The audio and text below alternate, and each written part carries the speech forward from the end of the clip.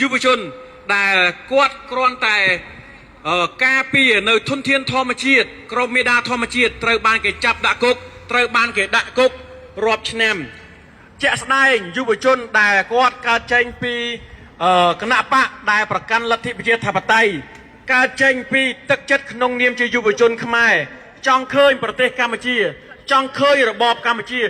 មានលទ្ធិប្រជាធិបតេយ្យពិតប្រាកដក៏ប៉ុន្តែ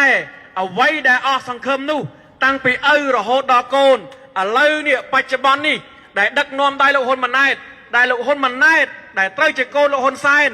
ហើយគាត់បានមករៀននៅលើទឹកដីសហរដ្ឋអាមេរិកទឹកដីដែលប្រកាន់លទ្ធិប្រជាធិបតេយ្យប៉ុន្តែអ្វីដែលគាត់យកទៅដឹកនាំគឺមិនមែនកន្លងប្រជាធិបតេយ្យទេគឺកន្លងឪគាត់សុទ្ធសាធបច្ចុប្បន្ននៅនាចុងក្រោយនេះមួយរយៈចុងក្រោយនេះលោកហ៊ុនម៉ាណែតអត់បានយកអ្វីដែលគាត់រៀនសូត្រពីប្រទេសប្រកាន់លទ្ធិប្រជាធិបតេយ្យយកទៅប្រើប្រាស់ទេគឺគាត់យកលំនាំយកការគម្រាមកំហែង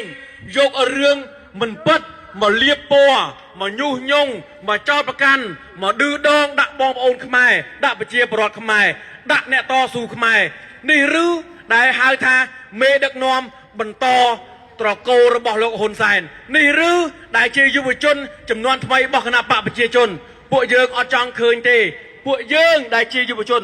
ចង់មានភាពស្មើគ្នាក្នុងនាមជាកូនអ្នកក្រកូនអ្នកមានអំណាចអ្នកណាក៏ដោយឲ្យតែយុវជនខ្មែរអ្នកណាក៏ដោយឲ្យតែជាខ្មែរ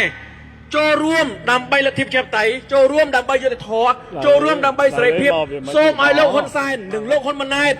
កែតម្រង់នេះឡើងវិញដើម្បីដោះស្រាយបញ្ហាជាតិជូនយុវជនខ្មែរជូនពលរដ្ឋខ្មែរជាពិសេសការពារទឹកដីខ្មែរឲ្យគង់បាទសូមជំរាបសួរមីបងប្អូន